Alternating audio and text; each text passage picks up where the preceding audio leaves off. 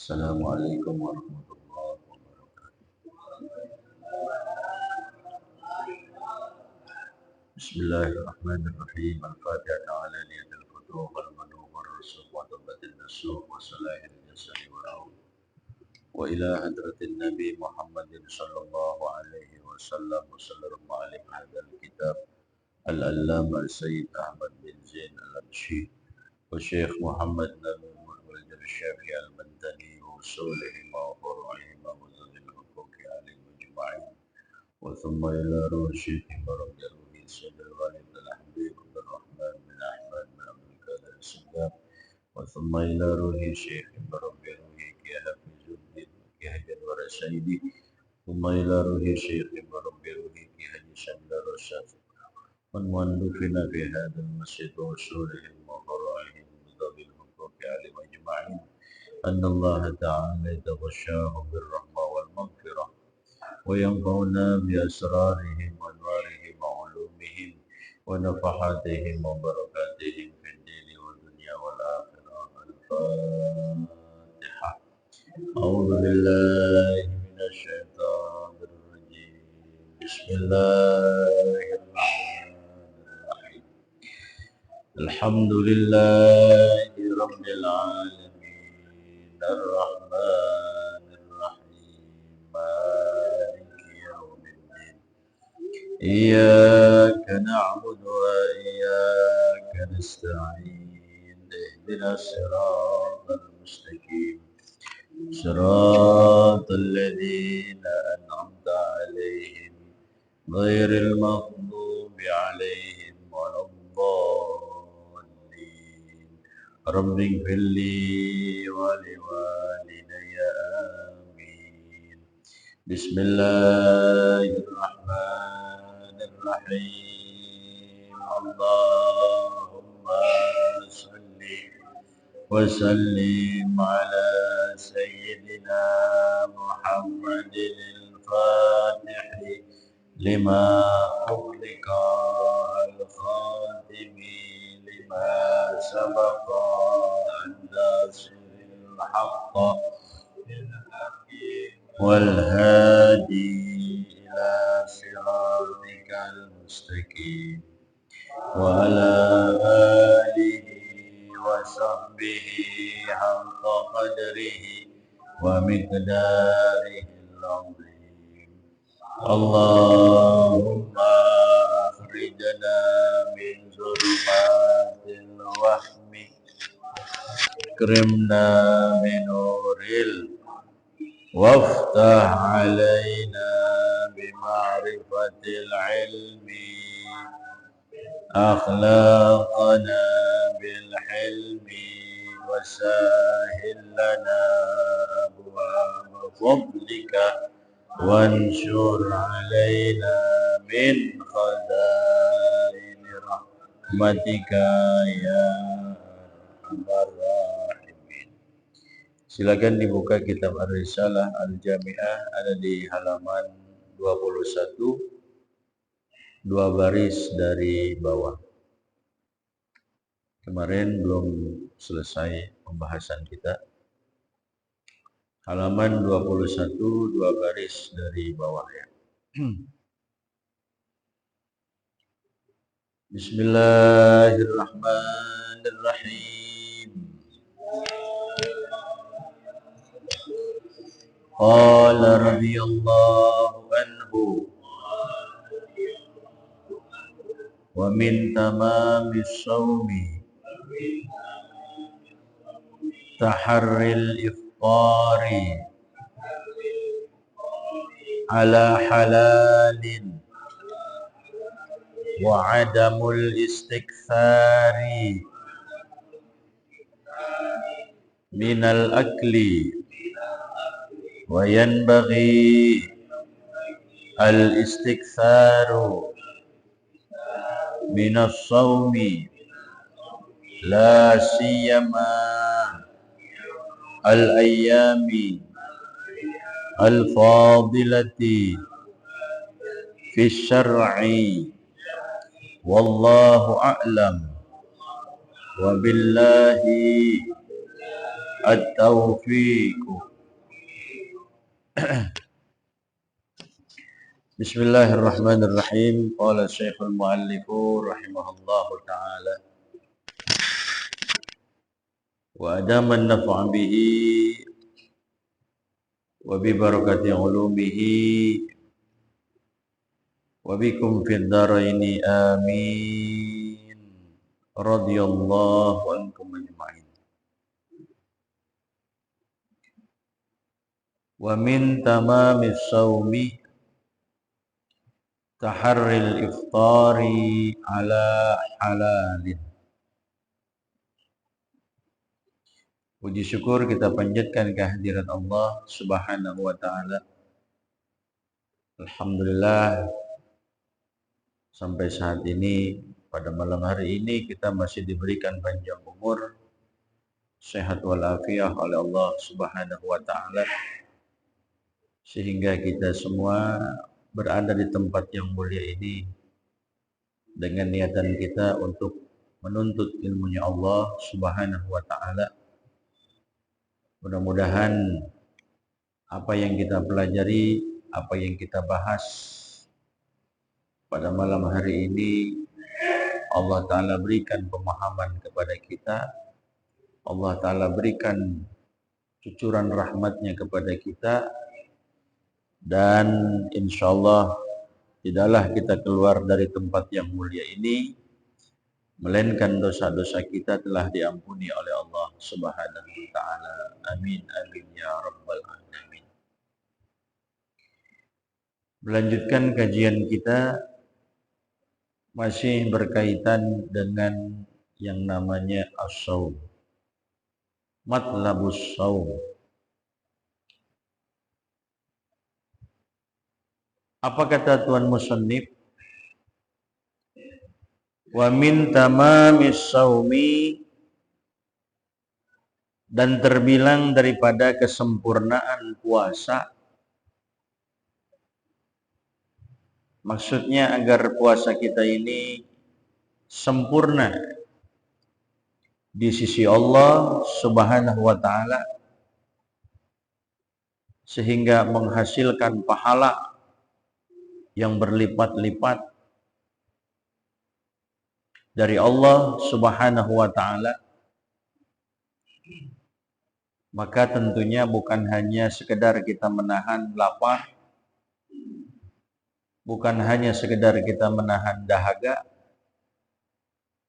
tapi ada kiat-kiat yang harus kita jalankan, sehingga bila mana kiat tersebut kita kerjakan, kita laksanakan, maka akan menjadi sempurnalah ibadah puasa kita. Wa min tamamis shaumi, dan terbilang daripada kesempurnaan puasa yang kita lakukan. Baik, apakah puasa itu puasa yang memang hukumnya wajib, hukumnya fardu bagi setiap muslim laki ataupun perempuan yang sudah akil baligh, ataupun memang puasa itu adalah puasa sunnah. Maka untuk mendapatkan kesempurnaan puasa kita, kata Tuan Musannif, taharril iftar, ay qasduhu ala halalin. Taharril iftar ala halalin, ay qasduhu ala halalin. Bermaksud sedapat mungkin kita berbuka dengan bukaan, makanan, minuman, apa yang kita konsumsi itu barang yang halal, ataupun memang cara mendapatkannya itu dengan cara yang halal. Jadi di sini biar puasa kita sempurna, kalau kita berbuka cari yang halal. Jangan kita asal buka aja. Jangan kita asal makan, jangan kita asal minum. Jangan kita hanya sekedar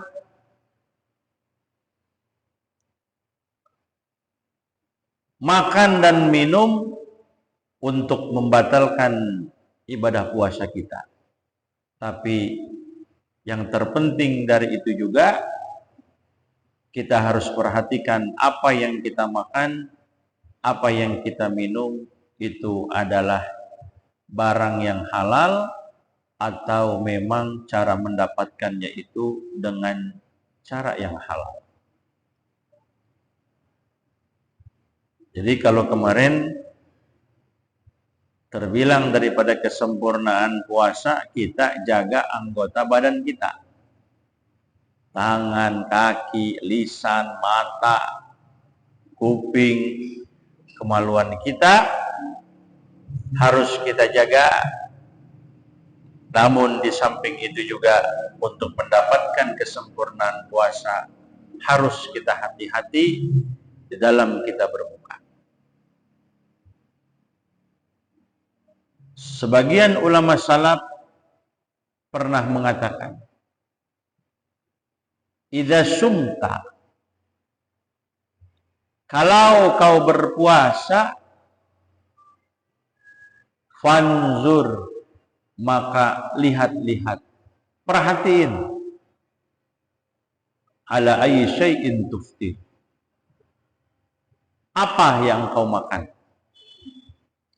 sesuatu apa engkau berbuka itu, apa yang kita makan, apa yang kita minum, apa yang masuk ke dalam rongga perut kita. Wa indaman tuftir, dan di sisi siapa kau berbuka.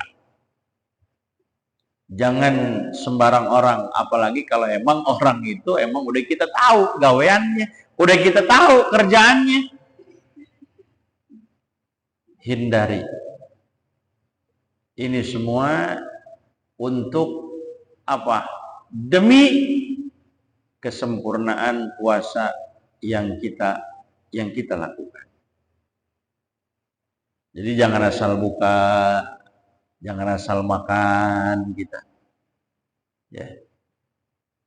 Tuh, perhatikan di situ kata Tuan Musannif. Ya. Tapi kita yang mampu untuk memberikan bukaan kepada orang yang berpuasa, silahkan kita berikan. Pahalanya begitu besar. Man fattara sha'iman kana lahu mithlu ajrihi min ghairi an yanqusa min ajrihi syai'un. Siapa orang yang memberikan makanan berbuka untuk orang yang berpuasa, kita sediain dia buat berbuka dia. Apa yang kita peroleh kalau kita ngasih makanan kepada orang yang berbuka?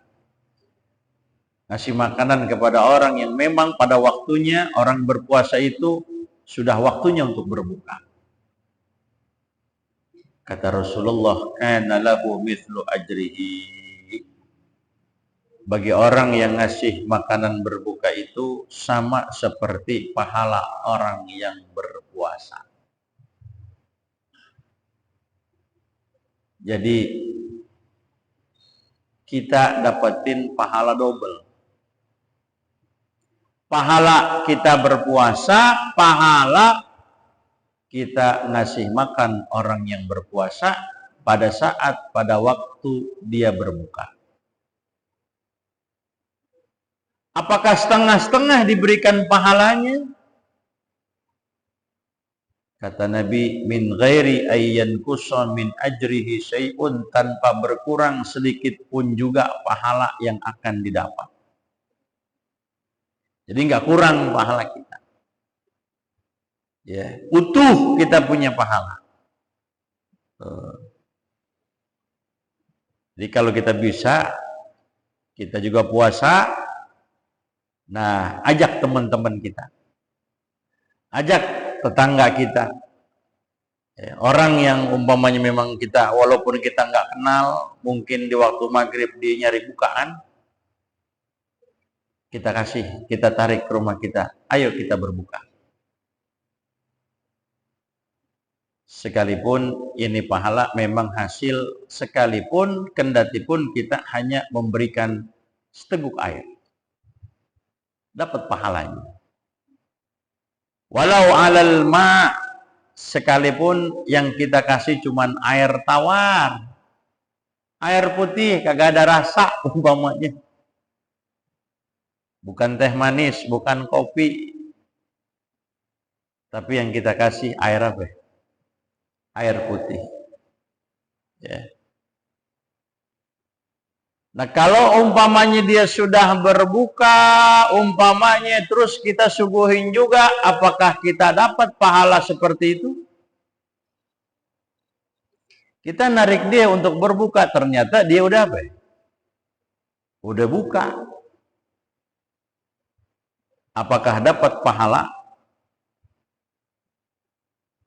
Yang dikatakan man at'ama shaim sha'ima min ba'di fitrihi fi baitihi aw fi mawdi'in akhar falaysa yahsulu lahu hadzal thawab.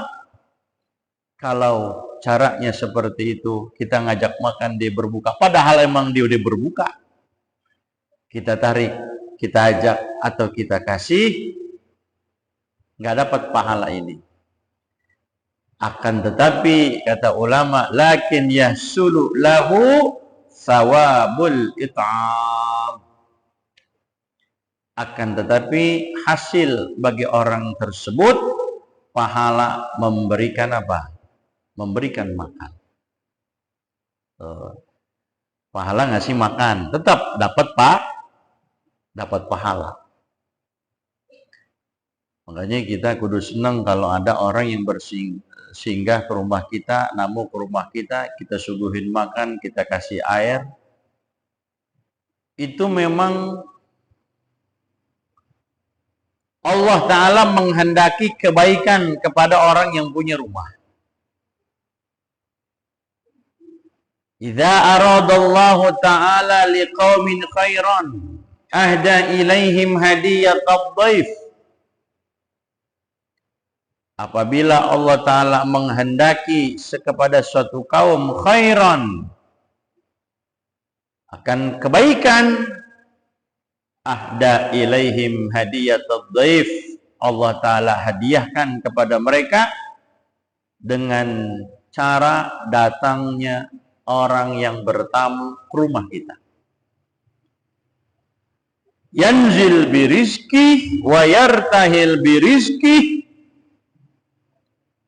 Dia datang singgah ke rumah kita, emang rezeki dia, apa yang dia nikmatin, apa yang dia makan, apa yang dia minum.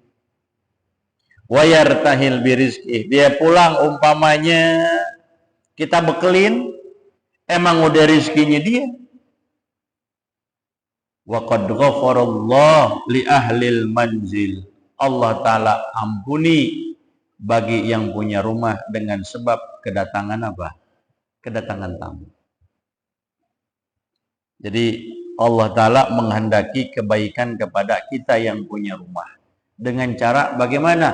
Dengan cara kedatangan tamu ke rumah kita. Rumah kita sering datengin tamu enggak? Kira-kira. Ya. Sampai dikatakan malaikat senantiasa dia berselawat kepada salah seorang di antara kalian madamat maidatuhu mawdu'ah. Yang namanya malaikat itu senantiasa dia istighfar. Jadi salawatnya malaikat itu artinya adalah istighfar. Malaikat mohon ampun kepada salah seorang di antara kalian yang datang tamu ke rumah kita, madamat maidatuhu mawdu'ah, selama memang makanannya masih ngampar di situ. Datang tamu ke rumah kita, suguhin yang ada. Air kasih, makanan kita kasih. Itu selama minuman, selama makanan masih ada di situ, belum kita pindahin itu. Jadi kalau masih ada tamu di situ, jangan langsung kita pindahin aja. Kesinggung dia. Kopinya habis, bikinin lagi ke dapur. Airnya habis, jangan sampai kosong, bikin lagi, ambil lagi tuh air, apa teh manis atau kopi. Maka selama minuman, makanan masih tersuguh di hadapan tamu tadi, maka senantiasa itu malaikat mohon ampun buat yang punya rumah. Ya Allah, ampuni dosa yang punya rumah. Kalau bisa tawarin sama kita. Mau minum apa? Jangan air putih doang. Kopi, susu. Kadang-kadang kan dia kagak ngopi, ya kan? Oh, saya biasa teh manis, gitu kan. Kadang-kadang dia nggak teh manis, kopi, tapi kopi nggak pakai gula.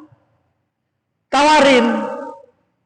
Datang tamu ke rumah kita tawarin apa yang dia mau, apa yang dia selera.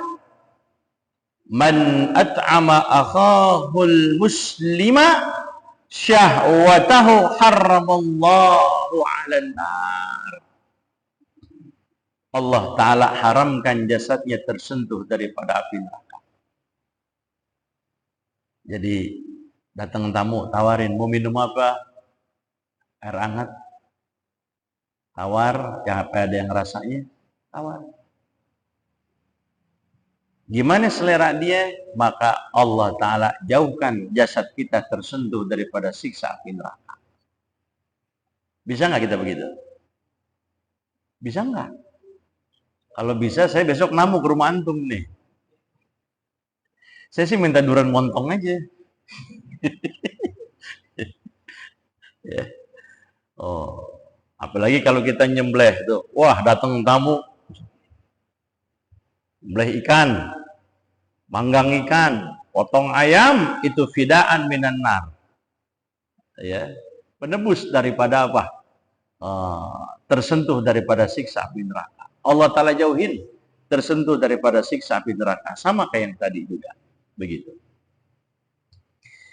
Nah, jadi di sini dikatakan wa min tamami shaumi taharril iftari ala halalin. Terbilang daripada kesempurnaan puasa seseorang, maka dia bermaksud untuk berbuka. Ketika dia berbuka, awas, ingat, kudu diperhatiin sama dia, apa yang dia makan, apa yang dia minum, itu harus yang halal karena mempengaruhi ibadah puasa kita. Jangan asal kenyang kita. Begitu. Ya. Wa adamul istighsari minal akli. Wa adamul istighsari minal akli, dan kalau kita berbuka dikarenakan tadi kita puasa, wa adamul istighsar minal akli, jangan terlalu berlebihan kalau kita berbuka. Jangan kenyang-kenyang banget. Jadi kadang-kadang kan kalau kita berbuka apaan aja kita makan. Bahkan sampai jam 5 kita udah muter itu biasanya.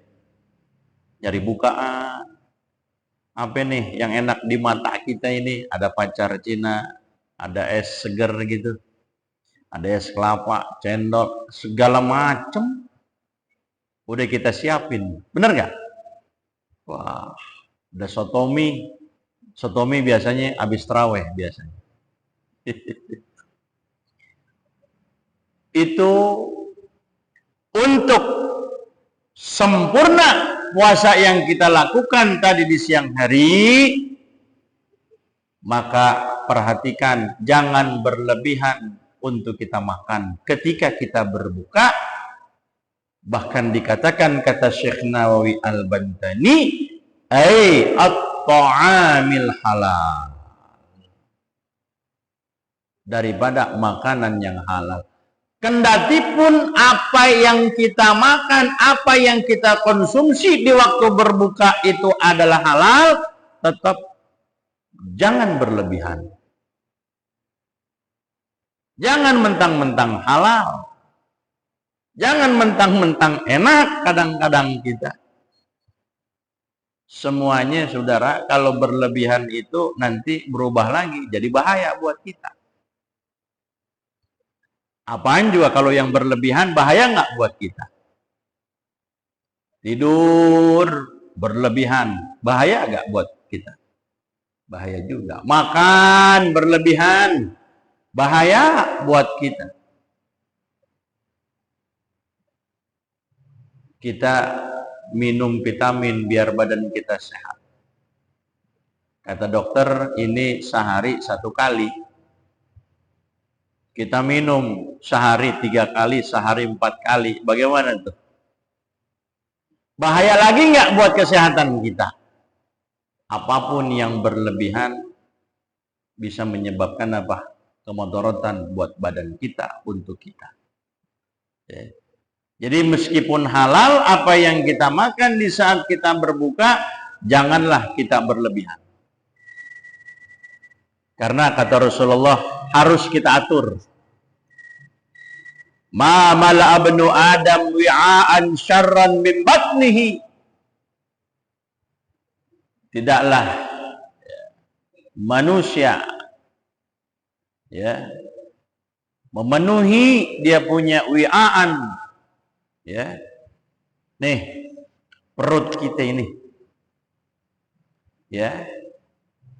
kalau berlebihan bahaya buat kita. Tapi kata Rasulullah, bagaimana? Hasbubni Adam luqaimatun yukimna sulbahu. Cukup. Hasbun ay kifayah. Cukup. Untuk kita nih, luqaimat, suapan-suapan, beberapa suapan saja, yukimna sulbahu, yang sekiranya dapat membuat tegak apa? Tulang sulub kita. Yang penting itu. Tapi kalau emang kita mau lebih dari itu,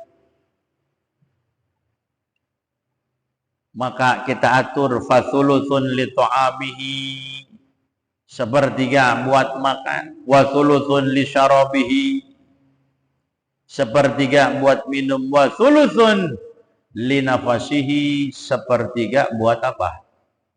Buat napas. Lah kalau kita penuhin semua, ngap kita. Sisain buat napas. Makanya biasa kalau kita habis buka begak rasanya, sampai sholat maghrib pun ntar dulu. Ntar dulu. Kalau kata orang Sunda bilang mah kamangkaraan. Bener gak? Wah, kagak kuat. Ngap kita. Pengen nyerbaan, duduknya juga pengen nyender. Kagak kuat. Napas juga ngap. Karena nggak diatur sama kita tuh. Apa yang masuk tadi ketika kita berbuka. Sehingga pada akhirnya sholat maghribnya masuk waktu apa? Isya. Udah masuk waktu isya, dia sholat maghrib, ditambah sholat tarawehnya, gimana? Berat nggak? Berat. Pada akhirnya yang ada yang ngantuk. Ngantuk, yang ada kita nanti apa? Muap mulu. Kenapa? Terlalu kenyang nih perut kita. Jadi jangan terlalu kenyang juga. Diatur kita punya makan itu. Diatur ketika kita berbuka. Karena kalau emang kita nggak atur seperti itu, apa bedanya kita berpuasa dengan tidak berpuasa? Kalau kita nggak berpuasa, sehari makan berapa kali? 3 kali. Besok kita puasa.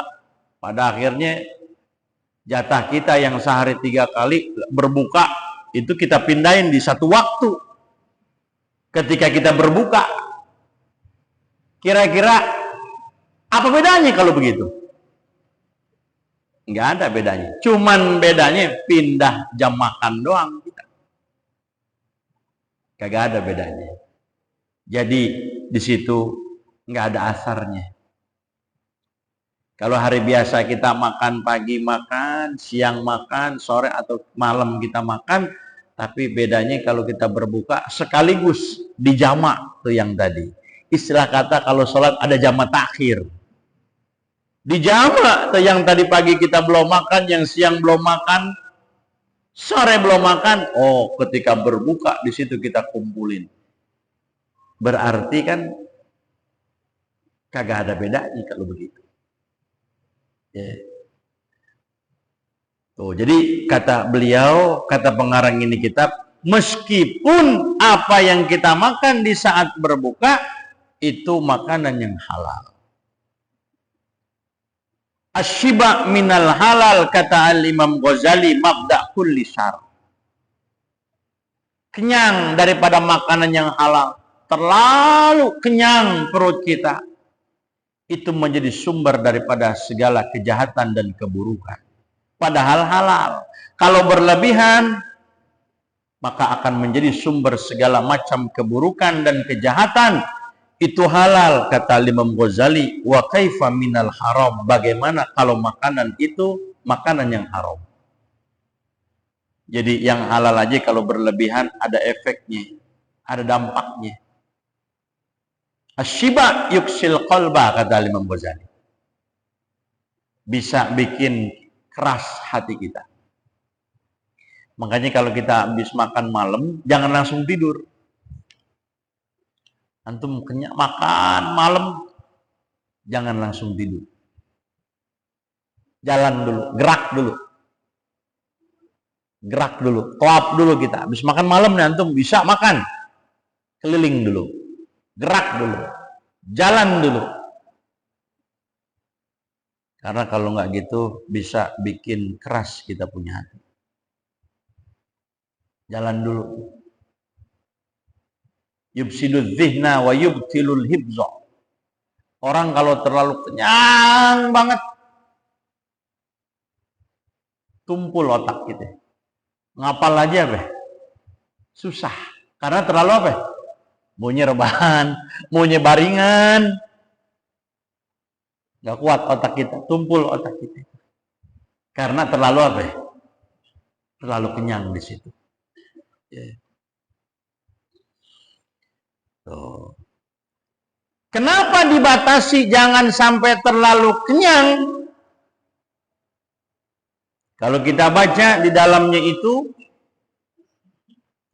di sini dikatakan ayat ta'amil halali waqtal iftar, sekalipun makanan itu makanan halal waqtal iftar, di waktu kita berbuka, bihaitsu yamtali'u, sekira-kira perut kita ini penuh dikarenakan apa aja kita makan. Fama min wi'ain abghad ilallahi azza wa jalla min batnin mali'in min halalin. Dan tidaklah daripada satu bejana yang paling dibenci oleh Allah subhanahu wa ta'ala daripada perut yang terlalu kenyang daripada makanan yang halal. Halal, tapi perut kita sampai kagak nampung, sampai muntah-muntah kita. Itu merupakan bejana yang apa? Abghad ilallah. Paling Allah Ta'ala benci yang seperti itu. Kenapa? Ilatnya kata Syekh Nawawi Al-Bantani, li'anna maqsudas shaumi al-khawa. Dikarenakan maksud daripada puasa al-khawa'u. Apa al-khawa'u? Ai al-ju'u, yaitu agar kita bisa merasakan lapar. Kalau berbukanya kenyang banget, bagaimana kita bisa ngerasain lapar? Apa bedanya kita dengan yang tidak berpuasa? Wa kasrul hawa, maksud dan tujuan berpuasa itu kasrul hawa, yaitu mematahkan kita punya hawa nafsu. Patahkan hawa nafsu kita dengan cara kita berpuasa.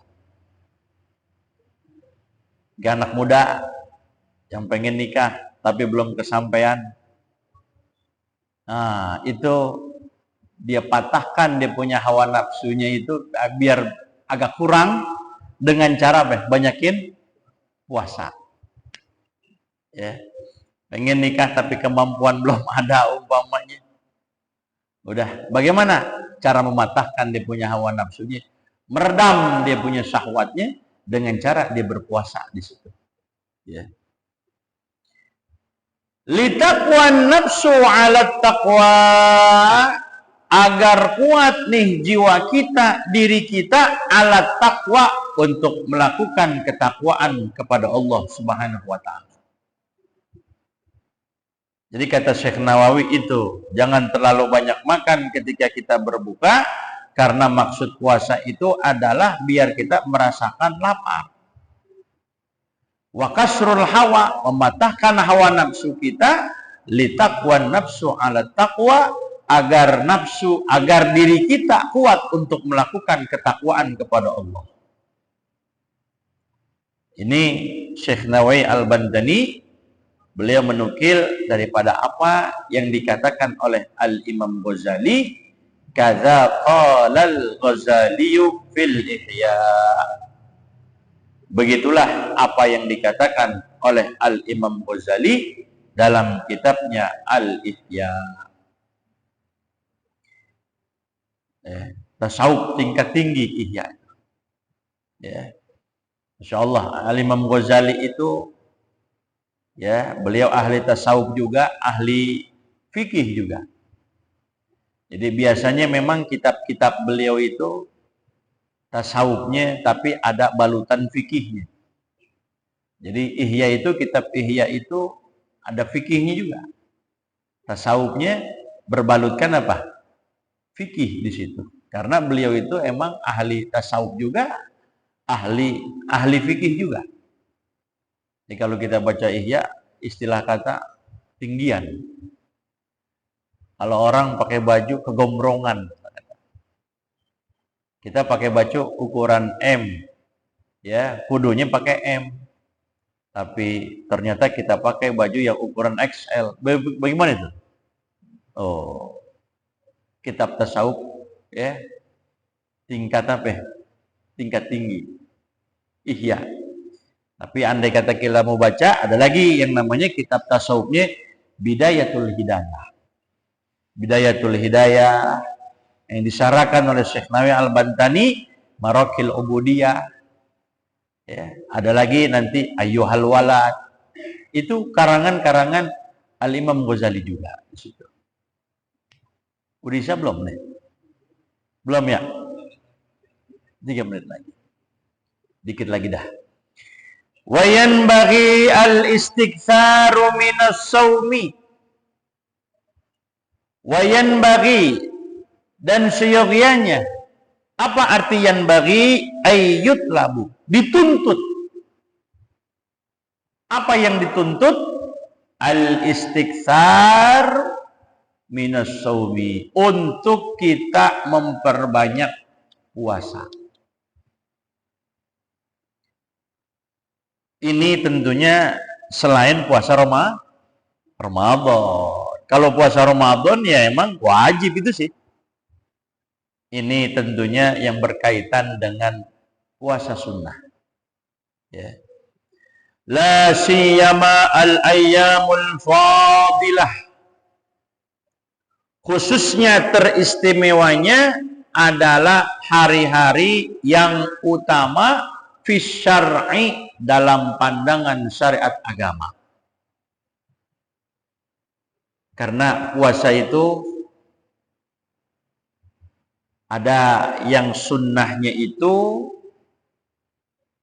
Yataqarrur bitaqarrur sinin. Berulang-ulang dengan sebab berulang-ulangnya tahun. Seperti apa? Kasaumi yaumi Arafah.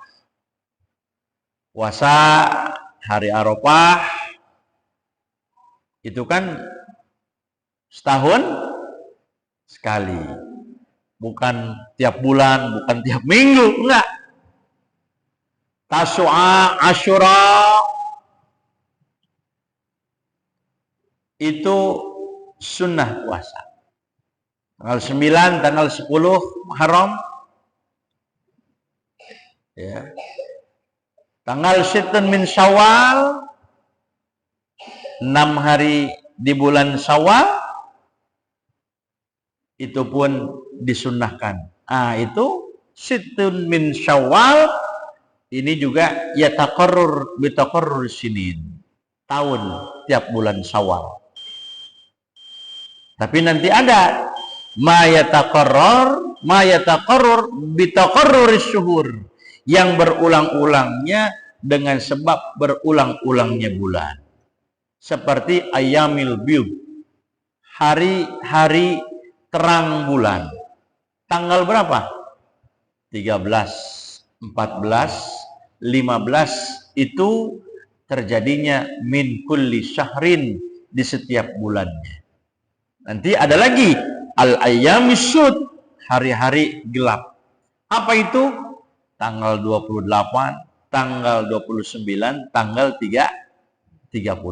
Nah, nanti ada lagi yang berulang-ulangnya minggu, seperti puasa sunnah Senin, seperti puasa sunnah Kamis. Nah, khususnya kata Tuan Musannif, hari-hari yang utama. Seperti tadi puasa Arafah, Tasu'a, Asyura, itu memiliki keistimewaan yang Allah Ta'ala berikan teruntuk umat Nabi kita, Nabi Muhammad Sallallahu Alaihi Wasallam. Nah, ini masalah puasa sunnah. Insya Allah akan kita lanjutkan pada pengajian yang akan datang, sekaligus dengan faidahnya apa yang kita peroleh kalau kita melaksanakan puasa sunnah tersebut. Ya. InsyaAllah minggu depan kita lanjutkan. Wallahu a'lam bishawab. Rabbi zidni ilman warzuqni fahman. Amin. Al-Fatihah. Bismillahirrahmanirrahim. Alhamdulillahirabbil alamin arrahmanir rahim maliki yaumiddin. Iyyaka na'budu wa iyyaka nasta'in ihdinas siratal mustaqim. Siratal ladzina an'amta 'alaihim ghairil maghdubi 'alaihim waladdallin.